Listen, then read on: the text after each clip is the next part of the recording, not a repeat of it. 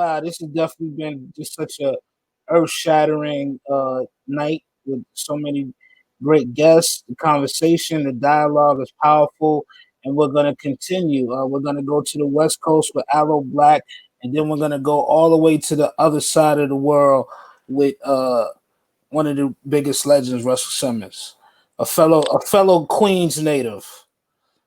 Oh man. Yes.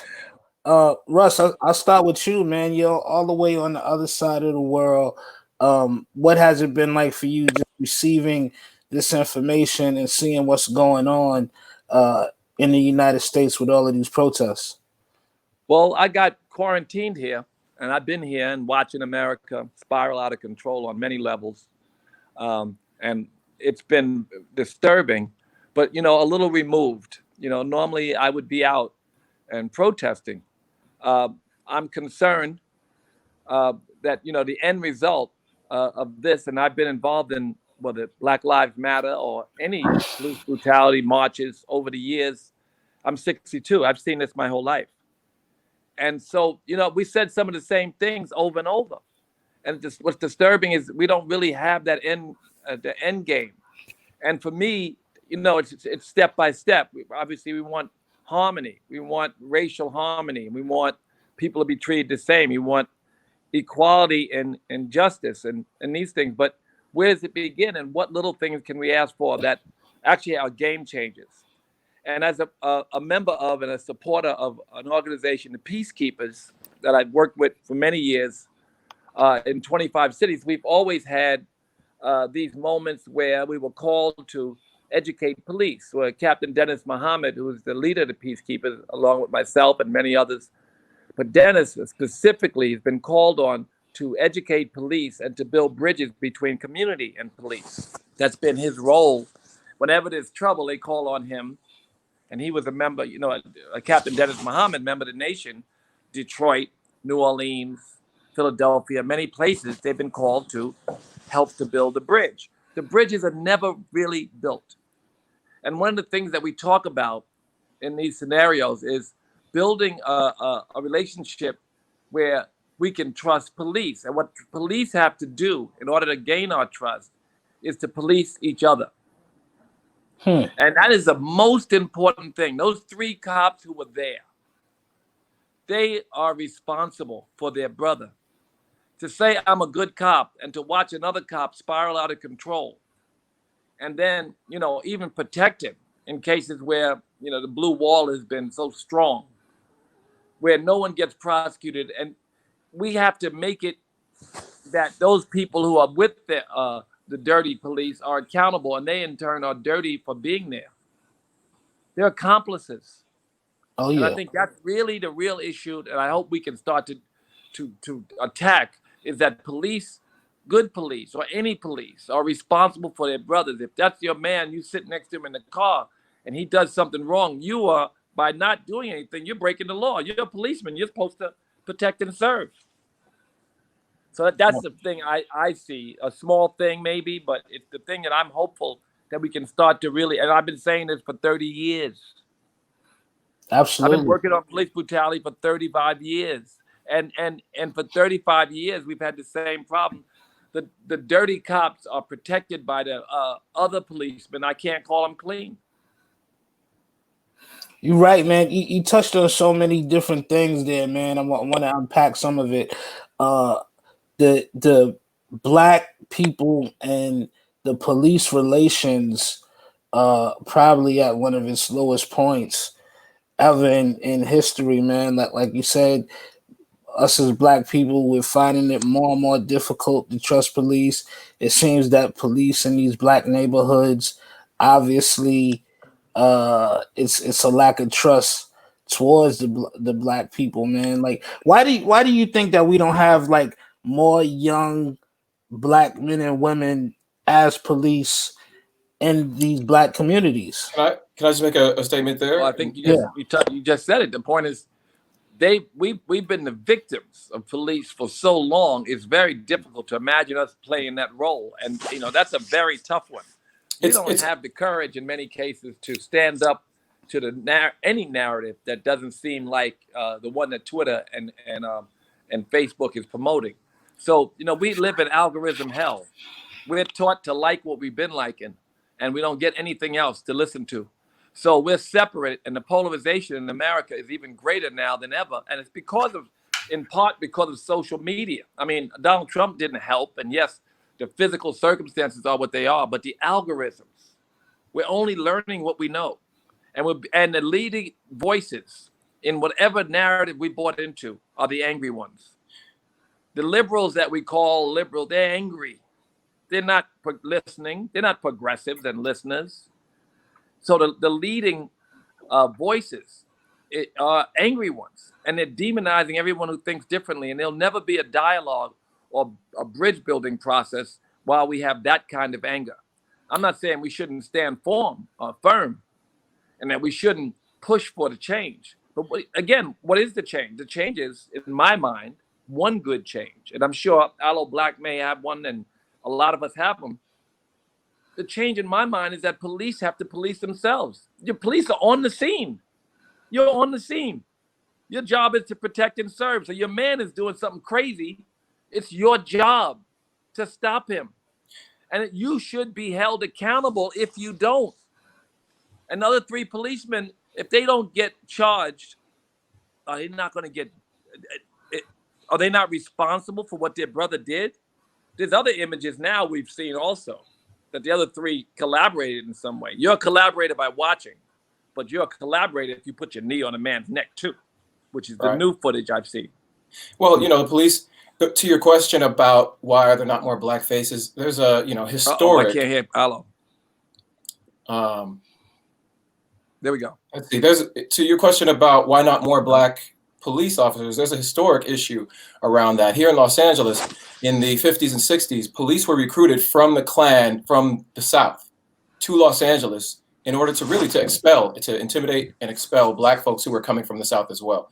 So there is no way that young black folks are going to grow up thinking that's what I want to be. There's no culture of that. And there also, systemically, there was no invitation. There was no way for anybody to really get into the force. And now that there is, there's still a culture behind the badge of white supremacy, and that's just the truth and the facts about it. Every police officer has a duty to rescue someone in distress. It's part of the job, right? So even if they are the ones creating the distress, they have a duty to help the person that is in distress. So when they're detaining an individual, and that individual is injured, it's their duty to provide some sort of support. But they didn't. And like you were saying, Russell, what were the other 3 guys doing? It's their duty. They should just as easily and be charged and awaiting trial. But in this country, what we need is, in my opinion, we need for, like you say, the police to police the police is important. That means then, if this is a racial issue, whites have to hold whites accountable. I think when it comes to this racial injustice, it's about the allies who are saying that they're hurt, appalled, don't know what to do, saddened. It's time for our very, very privileged friends to step up. And it's not about a tweet, and it's not about a post on social media. It's about immediately contacting your civil rights organizations in your community. If you don't know who they are, that's problem number 1. You don't know who they are. You should get to know them, and get to know them well, because they will give you strategic and points of action that you can take based on who you are. Oh, my dad's a financier. We need you. We need 5 minutes of your privilege. Oh, my mom works at the DA's office. We need 5 minutes of your privilege. Oh, my dad works in sanitation. We need 5 minutes of your privilege, because you are in pressure points that we need to squeeze to make sure that change happens on the legislation side and on the organizing side. Because obviously, as Russell said, he's been doing this for 30 years. Police brutality hasn't changed. We need to start holding people of privilege accountable for people of color, for other people of privilege. You're right about that. What's the energy out in Cali right now, man? I've been watching, and I've been on MSNBC, and I just been seeing the protests all over. They say Cali active has definitely been active out there. So much interaction with the protesters and the police. Yeah, it's been 4 days straight. So Tuesday, I was in downtown with Black Lives Matter, and that's where one of the first actions happened. And over the days consecutively, from Oakland all the way up to Sacktown, San Jose, have been active. And LA today in Mid City was very active. Last night in downtown was very active. What I'm finding are a lot of very upset, very hurt people of color, a lot of allies who are people of privilege that are out there. And then there are folks who just don't have nothing better to do.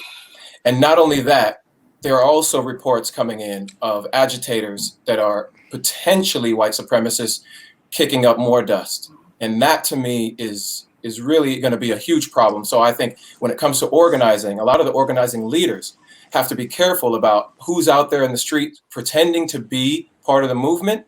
And we potentially need to move all of the actions off of the streets. And now we need to get into real strategic behind the scenes movement.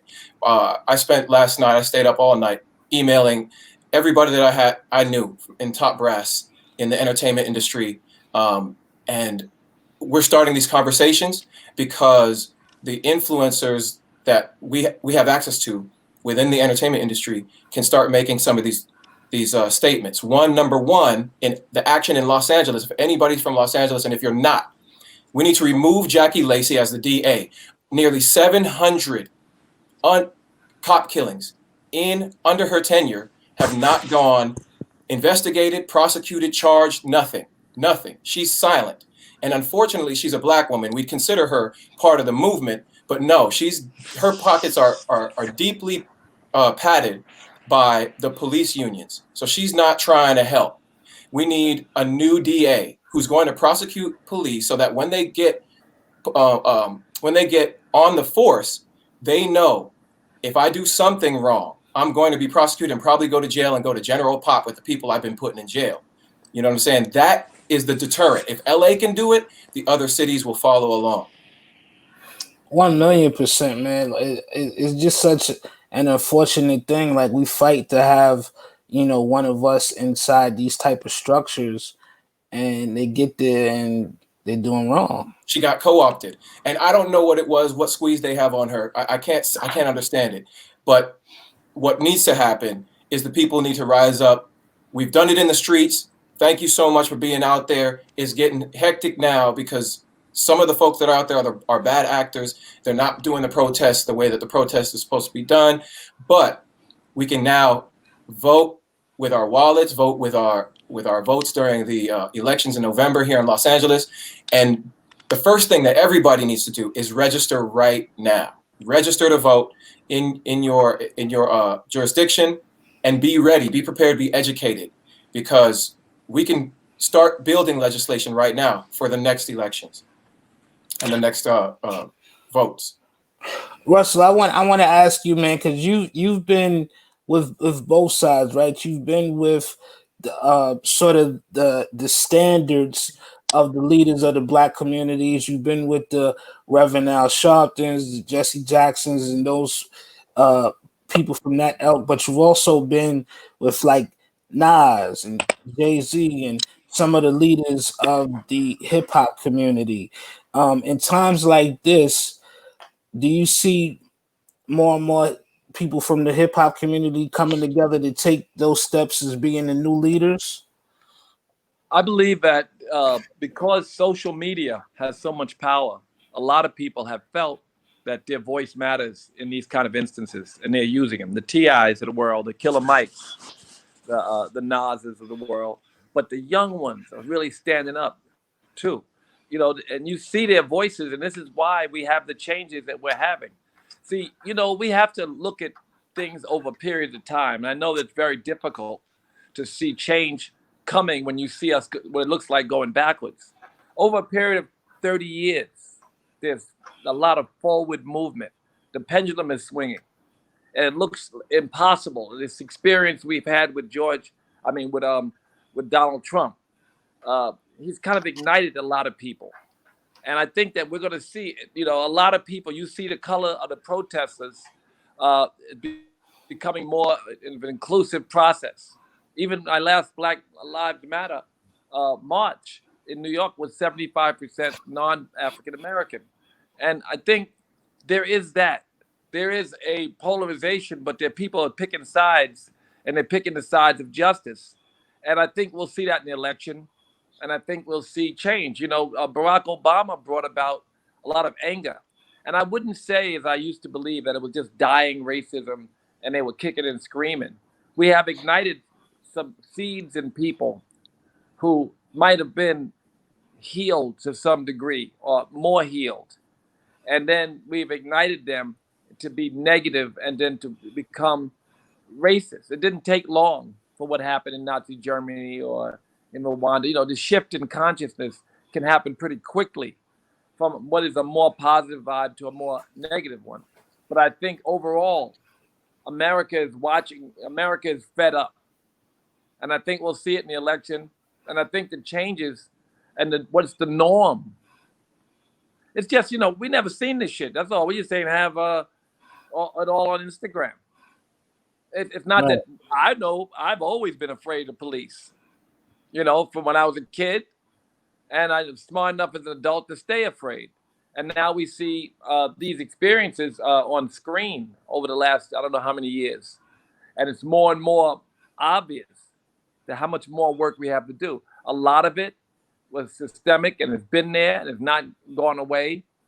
There is some new uh, input that created more racism, but at the same time, there's an element that's fighting for justice that I believe in. And I think young people are going to carry that forward. Young people are not standing for it. I was just watching an African brother on CNN just now as I'm looking at the news as we speak.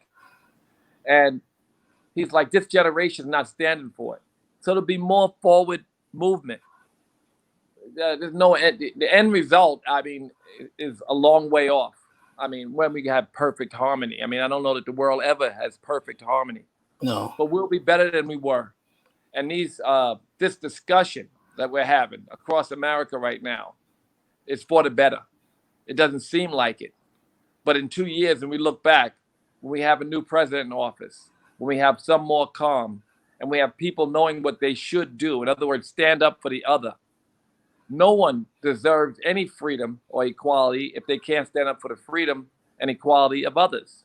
And I think that messaging is traveling. And I think that's really the good that comes from this is that people are coming to each other's aid. The activists of all kinds, are seeing each other as the same. And I see it happening, and I'm optimistic in that way. We have some footage I want you guys to check out. It just came to us a little while ago. There's some protests going on in New York City, where there's a police SUV that actually barreled into a crowd of protesters. This is one of the craziest things. They're getting that footage. They're getting that footage together right now.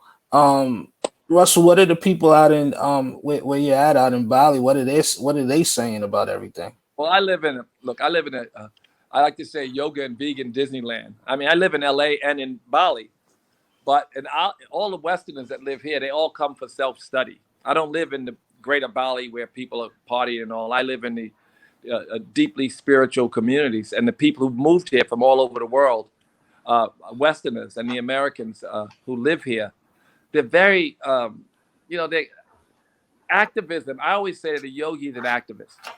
I always say it's yoga Disneyland where I live, yoga and vegan Disneyland, right?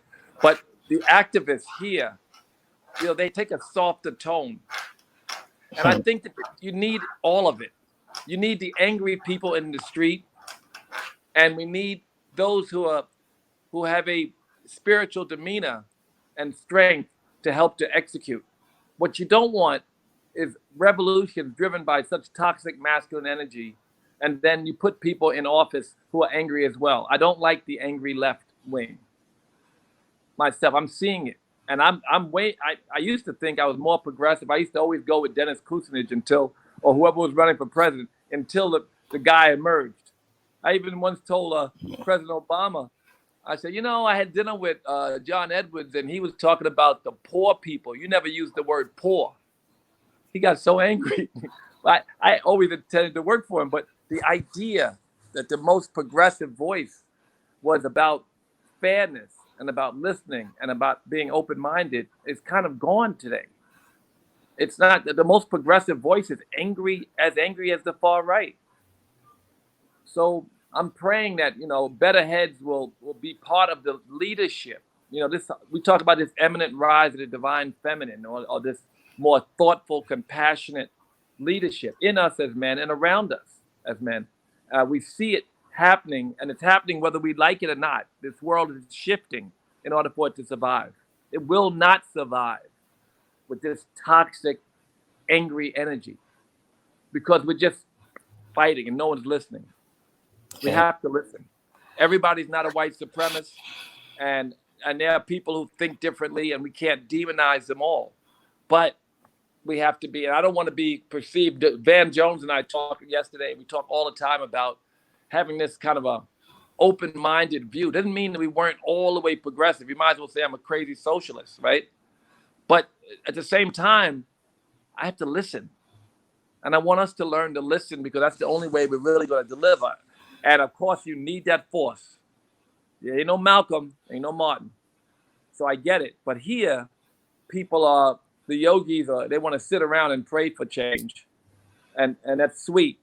But we need real force in the street. You know, I always remind them that on the battlefield, this is the last thing I'll say about this. I don't want to lose people, but Krishna told Arjuna, chop their heads off right now.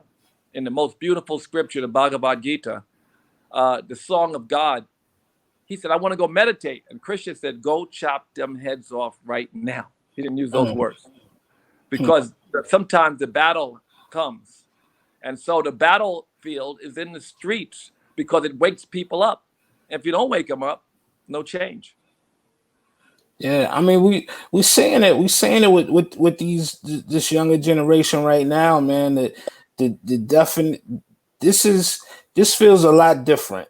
This feels a lot different from some of the other things that we were saying. I'm gonna bring that clip up again from New York City with a police car came into it because they played it when he was Somebody press talking. the button so I can hear Aloe though. Somebody press the button so I can hear Aloe when he speaks.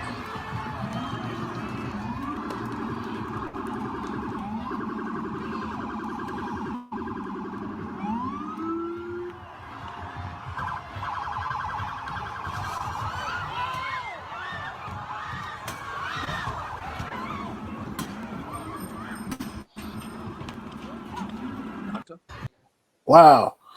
What's your reaction from that? I see you, Aloe.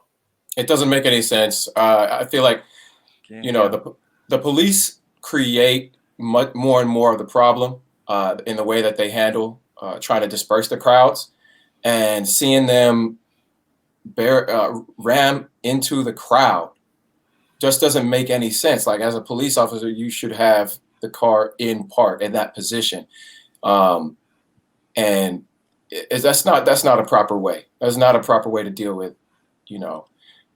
These are just citizens. They're angry, they're upset, but that's not proper. I don't know what the protocol is. Russell, what did you think of that footage of the police literally running people over? I think it's brutal. I think that we know it's brutal. The president has set the example in what he said, the tone that we're going to clean up these streets and, you know, we're going to take control. The world is watching. And we're always putting other countries on news and saying, look at the unrest and look at how the government stops them, shuts them down for having a voice. And it's happening right here in our own country. We're participating in it. And the president, I think that what he said regarding the shooting and the looting, I think that's like an old statement by old racist governor that he repeated. 1,000,000%. So it's, you know, it's the tone is set from President Trump all the way down. it's sad. I know a lot of law enforcement people are very disturbed because they don't know what to do. They know they have counterparts who are racist. They know they want to believe that a lot of them are better angels than the way they are perceived. But they have to be the ones to stop it. It's like you have to, like, you look to white people to tell white people. You look to police to tell police. You look to those who are part of the injustice unwillingly to get out of the mess and get out of the mud and create something better. And I know it's very difficult. That code blue, all that, and all of these things, there's got to be people who support, and it's got to come from the top too. So that's I want to push, and I push for it. We've had press conferences with, and I've worked with police, law enforcement around the country. I've worked directly with them, law enforcement around the country, and it's always been about getting them to take care of themselves. We don't want the DAs prosecuting. That's too much taking care of yourself. We already know you don't take care of yourself. We need outside forces to do the investigations. We need DAs to step out of it in cases where there's conflicts of interest, which there always are. And we need police to be responsible if their brothers do something wrong. Wow. George Floyd is just one of the many attacks and murders. George Floyd is just the latest in a series of murders that have happened to Black people. I also wanted to get both of your takes on the Breonna Taylor situation, where the police kicked in her door while she was asleep. She lived in Louisville, Kentucky. The police kicked in her door, mistaken identity, and killed her. Of course, Ahmaud Arbery as well, who was just jogging in his neighborhood, and they ran up on him and drove up on him and shot him with a shotgun. Yep. I'll go quick. You got to realize that we've incited, again, we've watered seeds of hate in people who may have been on the mend. I used to believe that it was the old regime kicking and screaming because the world was changing. When Obama was president, and even that there were people angry, and finally, and then we gave them a little bit of a voice, but we didn't know that they could have ripple effect, that more people would join their ranks. We have a serious problem growing, and we have to make the shift. And I know that people hate to hear the voting rap. There's too many people angry to hear about voting. But we do. We got to vote. We got to vote not just the main elections, but at all of the elections. They're all the main elections. In fact, the smaller the election, the more main election it is for you. It's your community. We have to vote. We got to push for the changes we want, and we have to do the work. And it's, and again, also, we don't have to sit around and carry so much anxiety and frustration and anger. We don't have to do any of that. We have to go about our business, try to lift ourselves up as individuals and our families and our communities, and just do it with a smile. I say this because people's anger is not the answer. Anger can't be the only motivator. We have to operate from a calm space, a place of operate from love. It doesn't mean we love injustice. It means that we're steadfast in our work, even if it's war. Like I was telling you about the Bhagavad Gita, just go to war, chop their heads off, keep a smile on, chop their heads off. We got to get out in the street. We got to protest. We got to push, and we got to do it thoughtfully. And we can't burn our communities. We have to be, each one of us, a leader, take leadership roles. Yeah. In the case of the two that you mentioned, the mistaken identity case, where police, again, there's no investigation, no charge. And then with Ahmaud Arbery, in the case of literally being lynched, and watching that surpass over the video that was released, it just goes to show that there are dark and deep racist forces that exist that are going unchecked, because there are so many people who are afraid to say something. I know that it's difficult to admit that your uncle or your aunt or your brother or even your brother's best friend's dad is racist, but it is your duty at this point to confront it. If you don't, you are the problem. And it's important for everyone to begin making those kinds of actions to erase the racism and the cycle. That neighborhood where Ahmad was running was his neighborhood. He went to school and knew enough of the people in that neighborhood that this situation shouldn't have happened. But it just goes to show that there was a premeditated murder. They had a vehicle blocking the road and another vehicle in pursuit, cornering him and basically entrapping him with weapons ready and waiting for him to potentially refuse their citizen's arrest. That to me is premeditated murder. And then not to be arrested for a month after murdering somebody, even if it's manslaughter, right? Even if they're going to consider it manslaughter, it was an accident. The gun just accidentally went off. There's still a charge that needs to happen, an arrest that needs to happen. So when you have an entire system that's willing to turn their eyes and not do anything, then you realize it is so deep. There's no amount of Black voices that's going to change that. That is people of privilege getting together and saying, this ain't right. We're going to fix this for the people of color. Yeah, and you know, to be honest with you, I feel like the charges that's brought up against the police officer and the former police officer in George Floyd's case, I don't think third degree murder is Manslaughter, enough. no, it's not fair. It's not right. And what it is another example of them protecting themselves. And I think it's extremely important for all of the people with privilege and power within Minnesota to get up and say, we're not going to take this. And I'm not talking about the people on the street, the protesters. They're already saying that. But the protesters are exercising the power that they have physically. I'm talking about the ones that have monetary power, that can squeeze the budgets of the police department, that can, rap on the knuckles of the DA. That's what I'm talking about. Like these real pressure points that are substantial pressure points. Otherwise, your well wishes are empty, really empty. Russell, I want to ask you in particular. I want to ask both of you this, but I want to start off with you, Russell.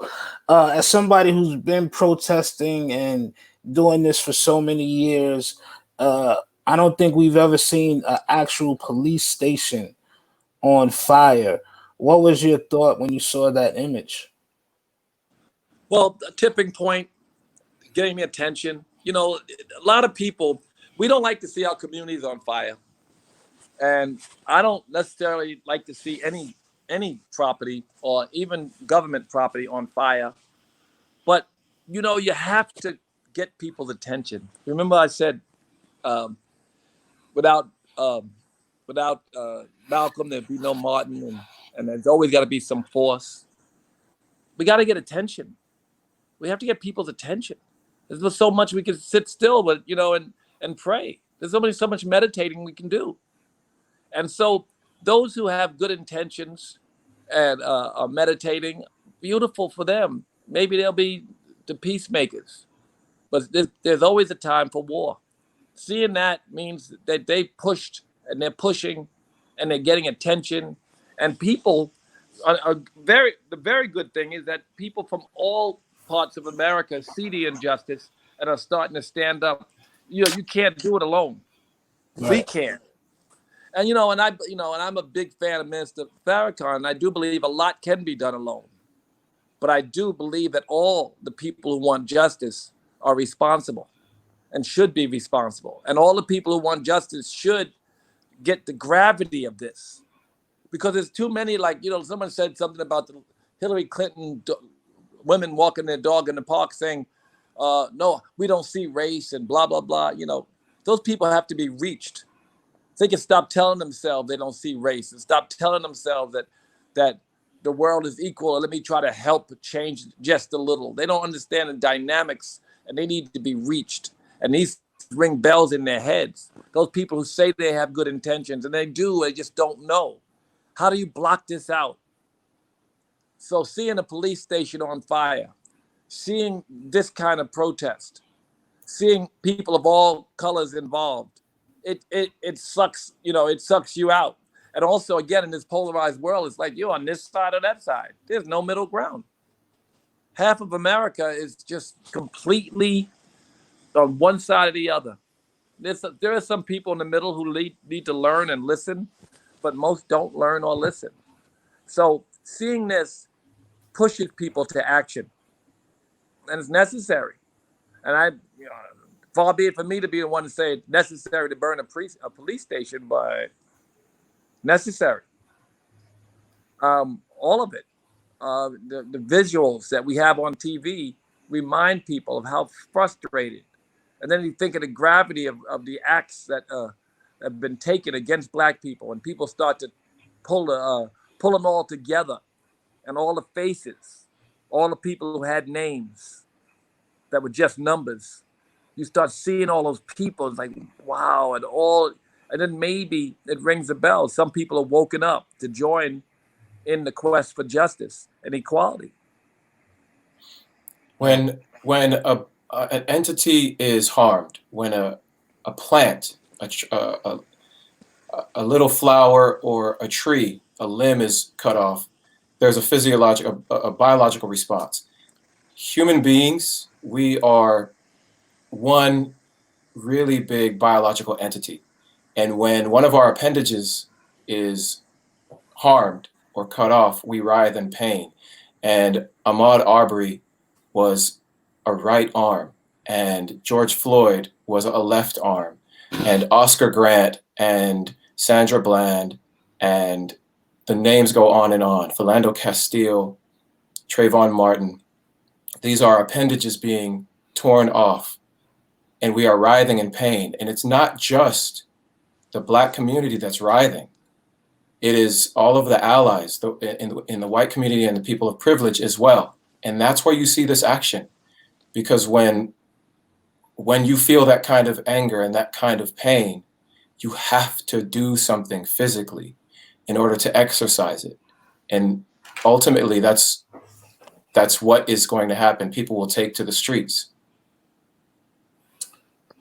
Man, I just got news that they're putting a lot of fire trucks in place in Los Angeles right now. They're, setting up, thinking the worst is going to happen. Hopefully it won't. But these protests are going to keep going on. Like the energy, it just feels totally different. People are tired. It would be really easy. It would be so easy for the DA to step up right now and apologize for not prosecuting any of the police killings, the killer cops, and to say that they will start charging them and start handing out the charges. That would be an amazing first step. It would be so much healing that would happen here in Los Angeles, and I can't imagine that BLM would not accept that as a first minimal step to change. Man, I'm looking at footage right now. DC is on fire. They set the BB&T Bank on fire. It's definitely a lot going on, man. But, we can't let these officers that continue to do these things just be comfortable, man. When you look at the footage, when George Floyd got murdered, the cop that was kneeling on his neck was so comfortable doing it. It wasn't like he was straining. It wasn't like he just had his hand in his pocket and was just so relaxed as if he was taking a stroll in Central Park on a nice summer day. And he had such a blank stare in his eyes. unlike Despicable. It was other. despicable. Brother, like you said, uh, and what I said from the very beginning, and the mantra that I want to leave people with, and I want to continue to promote, is police accountability. You are responsible for your brother. Those three officers, we need to set an example, not only for those three, but we need to set from the top down that every cop whose job it is to protect and serve should be protecting their communities from their partners. And they should be responsible and held responsible in any case where their partners do something wrong. It's like this idea, this blue wall has been there forever. And for all the years that I've been fighting police brutality, which is probably the better part of 30 years, that I've been marching and I've been working with, whether it's peacekeepers or working with the Nation of Islam, working with Captain Dennis training police in various different cities. I've worked with police sensitivity training in at least 6 cities. I've seen it. And it's always just as a pacifier. But what do we need? We need a different prosecutor. We don't need the local prosecutor to be able to walk away from a case. We don't need a blue wall where the person with the cop, and I keep saying the other cop, those 3 cops, they were there. They're accomplices. And I want to make sure that's a change, a systemic change that we can make, that we have to push for in this moment. Because I've been saying it, not only me, I mean, everyone has been saying this for as long as I can remember. And I'm 140 years old. I've been saying this forever. We need police to police themselves. And we need them to be made to do it. They like it or not, doesn't matter. They should be arrested when they don't. You're an accomplice. You stood there while he killed someone. Yeah. If I stand there while Brother Gary Muhammad standing right here, if he kills somebody, I stand there, they taking me to jail. And I don't say nothing. What do I do? Protect him? Russell, if you are probably would, but okay. But that's just our reality. We have to change the rules within the police protocol.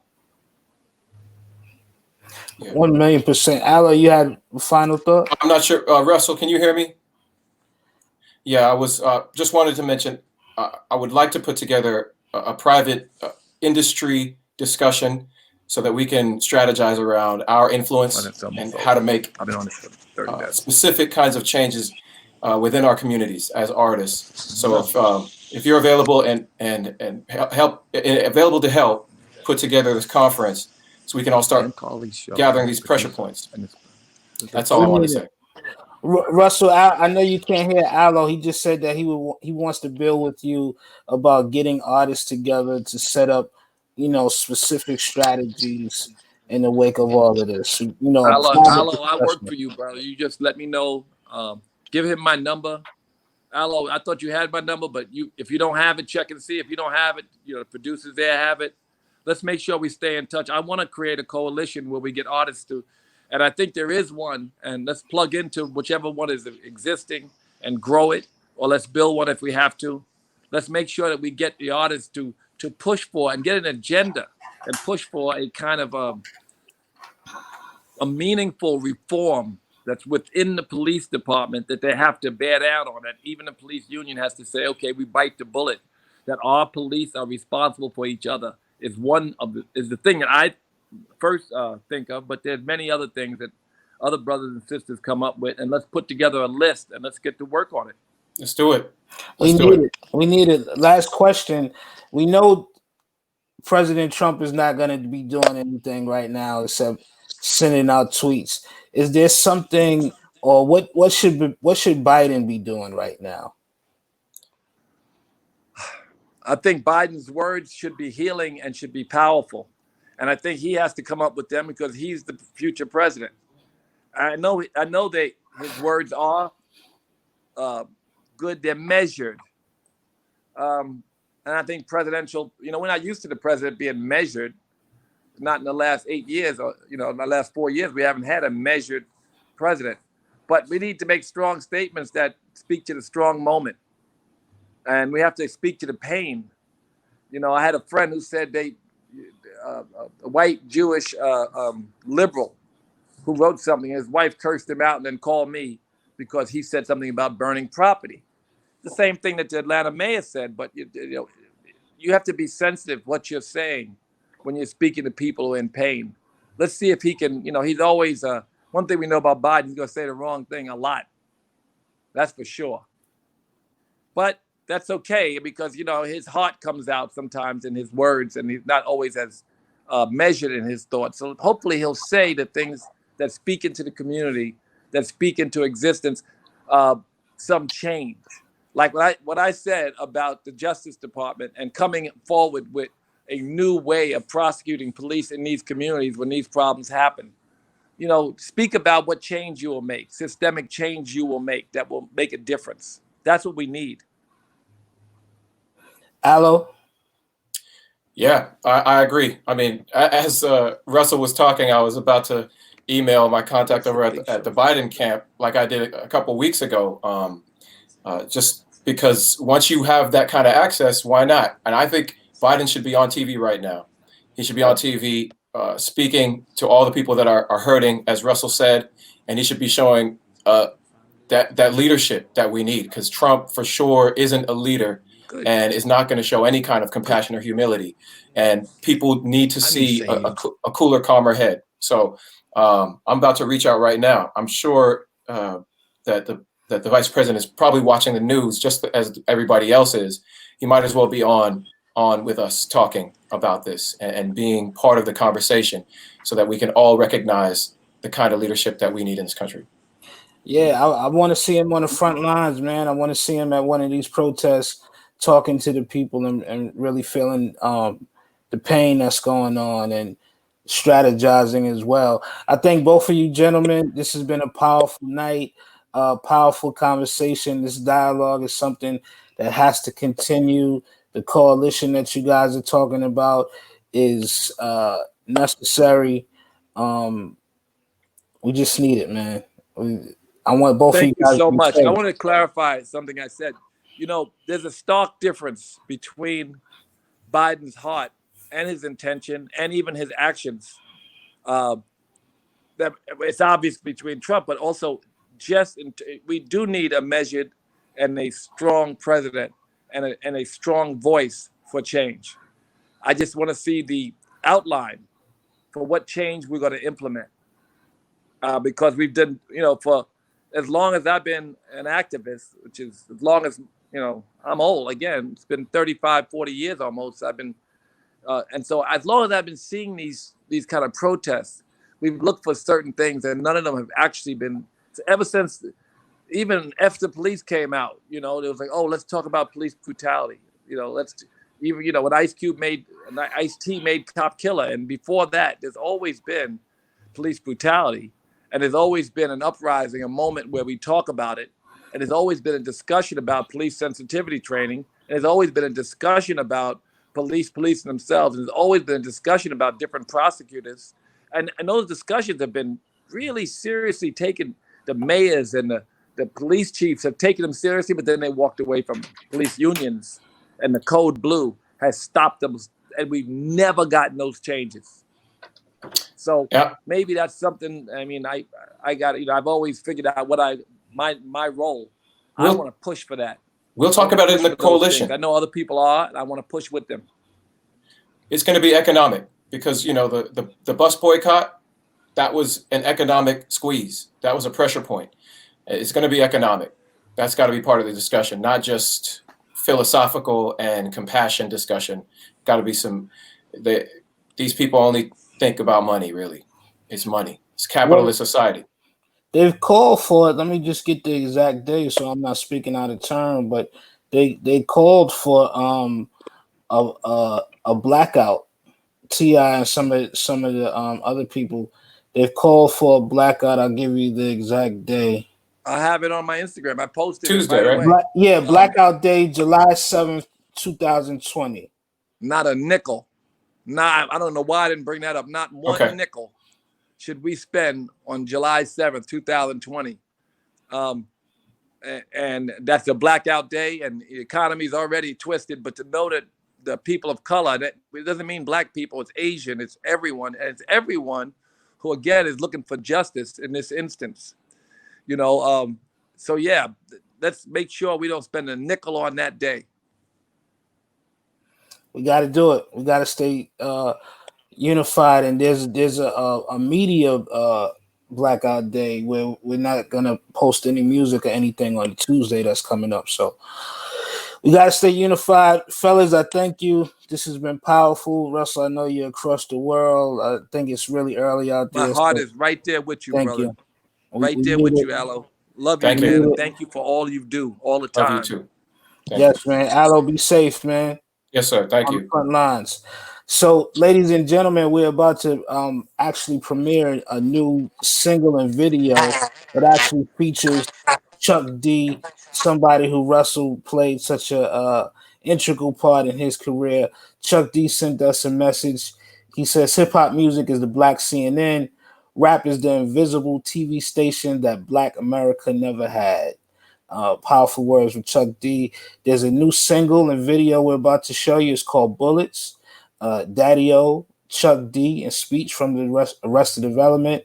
And just everybody be assured that what you're about to hear is not fake news. From George Floyd, Trayvon Martin, Jamarion Robinson, Black America is outraged.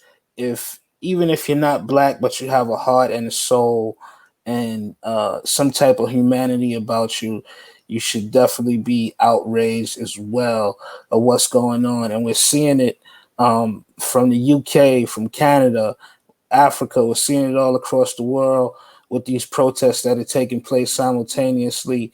We're not going to take it anymore. We're tired of it, and we're tired of being tired. And now we have the, more energy with this younger generation in tow, more energy to fight what's going on, and we're prepared for it. So, hip hop, it always is giving a voice to the frustration and the aspirations of millions. We're going to continue to do this. Everybody, take a look at this new video. It's called Bullets. I thank everybody for tuning in. We've been on for 3.5 hours strong. Everybody that participated: Mano, Aloe Black, Russell Simmons, Gilly the King, Bun B, Dr. Melita Stancil, Do It All, Dougie Fresh, Alexandra Hill, and of course, Trader Truth, man. Thank you, everybody. This has been powerful. Stay safe.